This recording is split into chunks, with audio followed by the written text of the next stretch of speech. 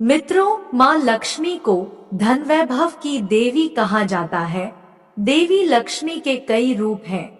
माँ लक्ष्मी को कोई धन लक्ष्मी, कोई वैभव लक्ष्मी, कोई गजलक्ष्मी तो कोई संतान लक्ष्मी के रूप में पूजता है।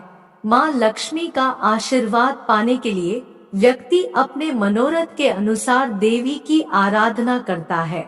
मित्रों, जिन लोगों को सदैव धन का अभाव रहता है या धन आने के बाद रुकता नहीं है और कुछ ही समय में फिर से हाथ खाली हो जाते हैं, उन सब के लिए एक सरल और अचूक उपाय है।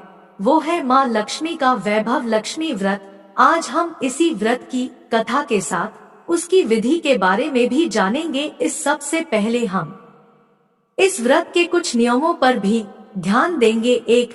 यह व्रत पूरी श्रद्धा और पवित्र भाव से करना चाहिए। 2. यह व्रत शुक्रवार को किया जाता है और शुरू करने के पूर्व 11 या 21 शुक्रवार व्रत का प्रण लिया जाता है। 3. व्रत के दिन सुबह से ही जय माँ लक्ष्मी का रटन मन ही मन करना चाहिए।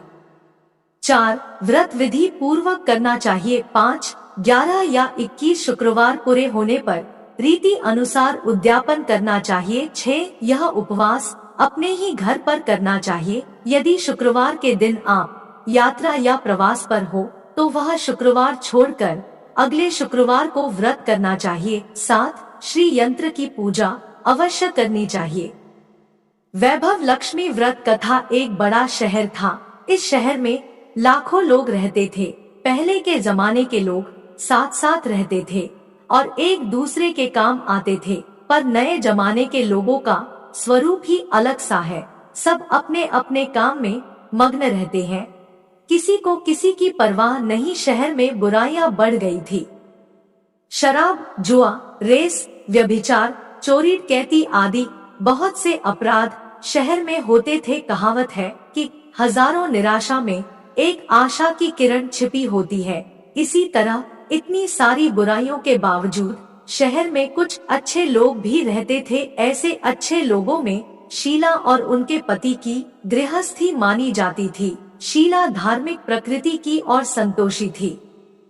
उसका पति भी विवेकी और सुशील था। शीला और उनका पति ईमानदारी से जीते थे। वे किसी की बुराई नहीं करते थे और प्रभु भजन में अच्छी तरह समय व्यतीत कर रहे थे।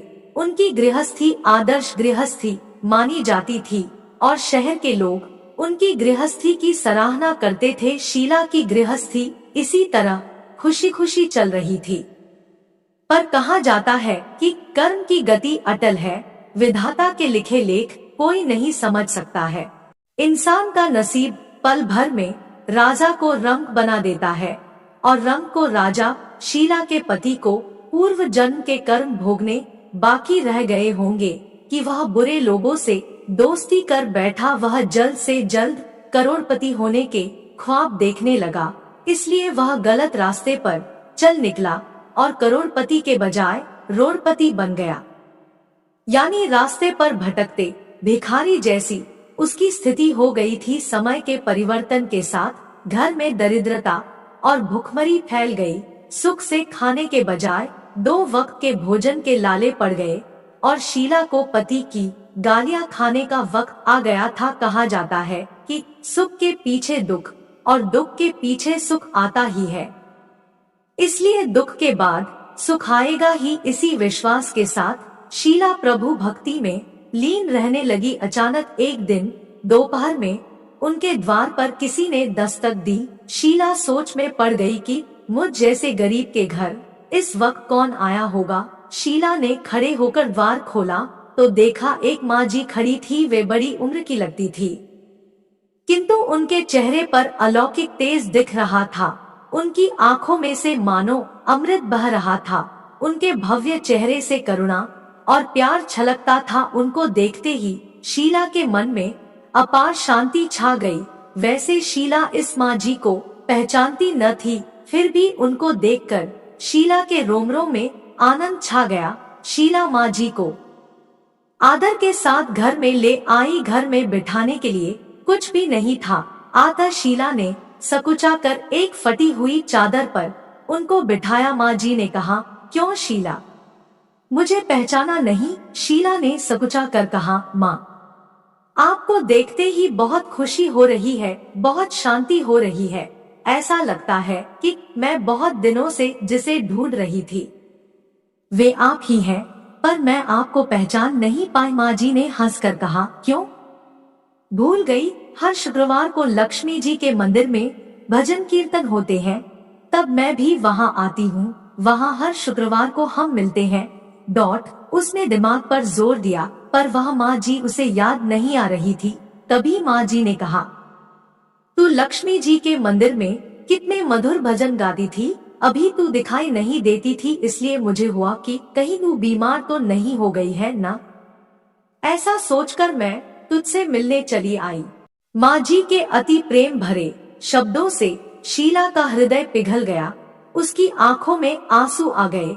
माँ जी के सामने वह बिलखबिलक कर रोने लगी। यह देखकर माँ जी शीला के नजदीक आईं और उसकी सिसकती पीठ पर प्यार भरा हाथ फेर कर सांत्वना देने लगी। माँ जी ने कहा, बेटी, सुख और दुख तो धूप छांव जैसे होते हैं। सुख के पीछे दुख आता है तो दुख के पीछे सुख भी आता है। धैर्य रखो बेटी, और तुझे क्या परेशानी है? अपने दुख की बात मुझे सुना।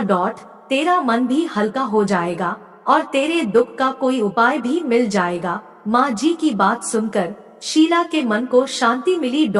उसने माँ जी से कहा, माँ, मेरी गृहस्थी में भरपूर सुख और खुशियाँ थी। मेरे पति भी सुशील थे। अचानक हमारा भाग्य हमसे रूठ गया।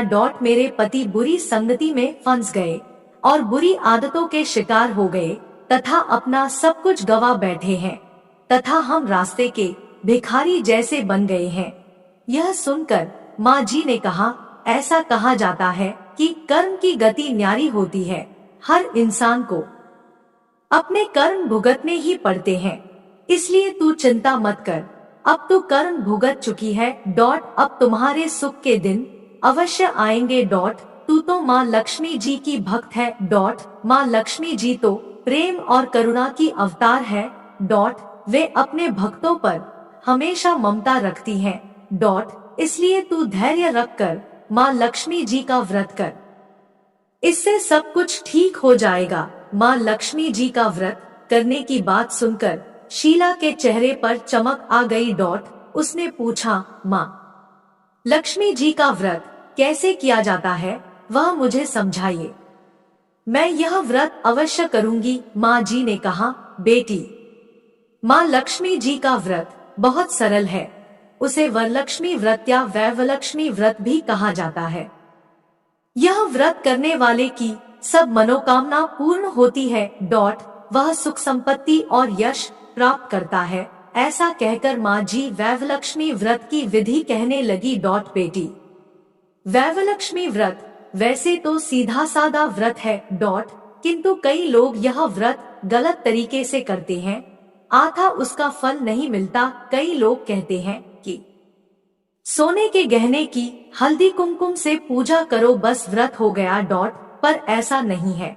कोई भी व्रत शास्त्रीय विधि से करना चाहिए, तभी उसका फल मिलता है। सच्ची बात यह है कि सोने के गहनों का विधि से पूजन करना चाहिए। व्रत की उद्यापन विधि भी शास्त्रीय विधि से करना चाहिए। यह व्रत शुक्रवार को करना चाहिए। प्रातःकाल स्नान करके स्वच्छ कपड़े पहनो और सारा दिन जय मां लक्ष्मी का स्मरण करते रहो। किसी की शिकायत नहीं करनी चाहिए। शाम को पूर्व दिशा में मुंह करके आसन पर बैठ जाओ। सामने पाटा रखकर उस पर रुमाल रखो। रुमाल पर चावल का छोटा सा ढेर करो। उस ढेर पर पानी से भरा तांबे का कलश रखकर कलश पर एक कटोरी रखो। उस कटोरी में एक सोने का गहना रखो। सोने का न हो तो चांदी का भी चलेगा, चांदी का न हो तो नकद रुपया भी चलेगा। बाद में घी का दीपक जलाकर धूप सुलगा कर रखो। माँ लक्ष्मी जी के बहुत स्वरूप है और माँ लक्ष्मी जी को श्रीयंत्र अति प्रिय है। आथा वैवलक्ष्मी में पूजन विधि करते वक्त सर्वप्रथम श्रीयंत्र और लक्ष्मी जी के विविध स्वरूपों का सच्चे दिल से दर्शन करो। उसके बाद लक्ष्मी स्तवन का पाठ करो। बाद में कटोरी में रखे हुए गहने या रुपए को हल्दी कुमकुम और चावल चढ़ाकर पूजा करो और लाल रंग का फूल चढ़ाओ। शाम को कोई मीठी चीज बनाकर उसका प्रसाद रखो। न हो सके तो शक्कर या गुड़ भी चल सकता है। फिर आरती करके 11 बार सच्चे हृदय से जय माँ लक्ष्मी बोलो। बाद में 11 या 21 शुक्रवार यह व्रत करने का दृढ़ संकल्प माँ के सामने करो और आपकी जो मनोकामना हो वह पूरी करने को माँ लक्ष्मी जी से विनती करो। फिर माँ का प्रसाद बांट दो और थोड़ा प्रसाद अपने लिए रख लो अगर आप में शक्ति हो तो। सारा दिन उपवास रखो और सिर्फ प्रसाद खाकर शुक्रवार का व्रत करो। न शक्ति हो तो एक बार शाम को प्रसाद ग्रहण करते समय खाना खा लो। अगर थोड़ी शक्ति भी न हो तो 2 बार भोजन कर सकते हैं। बाद में कटोरी में रखा गहना या रुपया ले लो। कलश का पानी तुलसी की क्यारी में डाल दो और चावल पक्षियों को डाल दो। इसी तरह शास्त्रीय विधि से व्रत करने से उसका फल अवश्य मिलता है। इस व्रत के प्रभाव से सब प्रकार की विपत्ति दूर होकर आदमी मालामाल हो जाता है। संतान न हो तो संतान प्राप्ति होती है। सौभाग्यवती स्त्री का सौभाग्य अखंड रहता है। कुमारी लड़की को मनभावन पति मिलता है। शीला यह सुनकर आनंदित हो गई। फिर पूछा, माँ आपने वैभवलक्ष्मी व्रत की जो शास्त्रीय विधि बताई है वैसे मैं अवश्य करूंगी, किंतु उसकी उद्यापन विधि किस तरह करनी चाहिए यह भी कृपा करके सुनाइए। माँ जी ने कहा, 11 या 21 जो मन्नत मानी हो उतने शुक्रवार यह वैभवलक्ष्मी व्रत पूरी श्रद्धा और भावना से करना चाहिए। व्रत के आखिरी शुक्रवार को खीर का नैवेद्य रखो। पूजन विधि हर शुक्रवार को करते हैं वैसे ही करनी चाहिए।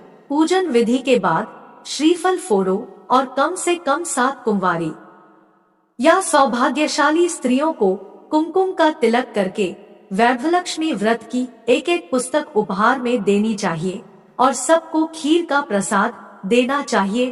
फिर धनलक्ष्मी स्वरूप वैभवलक्ष्मी स्वरूप माँ लक्ष्मी जी की छवि को प्रणाम करें।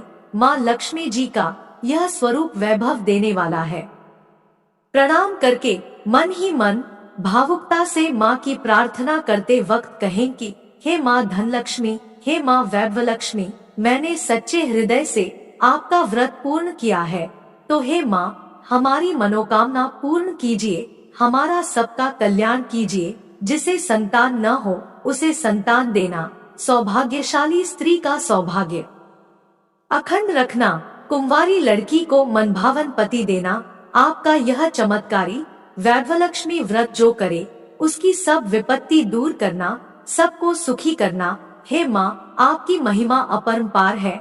माँ जी के पास से वैभवलक्ष्मी व्रत की शास्त्रीय विधि सुनकर शीला भाव विभोर हो उठी। उसे लगा मानो सुख का रास्ता मिल गया। उसने आंखें बंद करके मन ही मन उसी क्षण संकल्प लिया कि हे वैभवलक्ष्मी माँ, मैं भी माँ जी के कहे अनुसार श्रद्धा पूर्वक शास्त्रीय विधि से वैभवलक्ष्मी व्रत 21 शुक्रवार तक करूंगी और व्रत की शास्त्रीय रीति के अनुसार उद्यापन भी करूंगी। शीला ने संकल्प करके आंखें खोली तो सामने कोई न था। वह विस्मित हो गई कि माँ जी कहाँ गई। यह माँ जी कोई दूसरा नहीं, साक्षात लक्ष्मी जी ही थी। शीला लक्ष्मी जी की भक्त थी, इसलिए अपने भक्त को रास्ता दिखाने के लिए माँ लक्ष्मी देवी माँ जी का स्वरूप धारण करके शीला के पास आई थी। दूसरे दिन शुक्रवार था। प्रातःकाल स्नान करके स्वच्छ कपड़े पहनकर शीला मन ही मन श्रद्धा और पूरे भाव से जय माँ लक्ष्मी का मन ही मन स्मरण करने लगी। सारा दिन किसी की शिकायत नहीं की। शाम हुई तब हाथ पांव मुंह धोकर शीला पूर्व दिशा में मुंह करके बैठी। घर में पहले तो सोने के बहुत से गहने थे, पर पति ने गलत रास्ते पर चलकर सब गिरवी रख दिए। पर नाक की कील बच गई थी। नाक की कील निकालकर उसे धोकर शीला ने कटोरी में रख दी। सामने पाटे पर रुमाल रखकर मुट्ठी भर चावल का ढेर किया। उस पर तांबे का कलश पानी भरकर रखा। उसके ऊपर कील वाली कटोरी रखी, फिर विधि पूर्वक वंदन, स्तवन, पूजन वगैरह किया। और घर में थोड़ी शक्कर थी, वह प्रसाद में रखकर वैभवलक्ष्मी व्रत किया। यह प्रसाद पहले पति को खिलाया। प्रसाद खाते ही पति के स्वभाव में फर्क पड़ गया। उस दिन उसने शीला को मारा नहीं, सताया भी नहीं। शीला को बहुत आनंद हुआ। उसके मन में वैभवलक्ष्मी व्रत के लिए श्रद्धा बढ़ गई। शीला ने पूर्ण श्रद्धा भक्ति से 21 शुक्रवार तक व्रत किया। 21वें शुक्रवार को विधि पूर्वक उद्यापन विधि करके 7 स्त्रियों को वैभवलक्ष्मी व्रत की 7 पुस्तकें उपहार में दी। फिर माता जी के धनलक्ष्मी स्वरूप की छवि को वंदन करके भाव से मन ही मन प्रार्थना करने लगी, हे माँ धनलक्ष्मी, मैंने आपका वैभवलक्ष्मी व्रत करने की मन्नत मानी थी, वह व्रत आज पूर्ण किया है। हे माँ, मेरी हर विपत्ति दूर करो, हमारा सबका कल्याण करो। जिसे संतान न हो उसे संतान देना, सौभाग्यवती स्त्री का सौभाग्य अखंड रखना, कुंवारी लड़की को मनभावन पति देना। जो कोई आपका यह चमत्कारी वैभवलक्ष्मी व्रत करे, उसकी सब विपत्ति दूर करना, सबको सुखी करना। हे माँ, आपकी महिमा अपार है। ऐसा बोलकर लक्ष्मी जी के धनलक्ष्मी स्वरूप की छवि को प्रणाम किया। इस तरह शास्त्रीय विधि से शीला ने श्रद्धा से व्रत किया और तुरंत ही उसे फल मिला। उसका पति सही रास्ते पर चलने लगा और अच्छा आदमी बन गया तथा कड़ी मेहनत से व्यवसाय करने लगा। धीरे धीरे समय परिवर्तित हुआ और उसने शीला के गिरवी रखे गहने छुड़ा लिए। घर में धन की बाढ़ सी आ गई। घर में पहले जैसी सुख शांति छा गई। वैभवलक्ष्मी व्रत का प्रभाव देखकर मोहल्ले की दूसरी स्त्रियां भी शास्त्रीय विधि से वैभवलक्ष्मी का व्रत करने लगी। हे माँ धनलक्ष्मी, आप जैसे शीला पर प्रसन्न हुई, उसी तरह आपका व्रत करने वाले सब पर प्रसन्न होना, सबको सुख शांति देना। जय धनलक्ष्मी माँ, जय वैभवलक्ष्मी माँ। आशा है कि आपको वैभव लक्ष्मी की यह कथा पसंद आई होगी, तो हमारे प्रोत्साहन के लिए एक कमेंट, एक लाइक, एक सब्सक्राइब और एक शेयर अवश्य करें। धन्यवाद।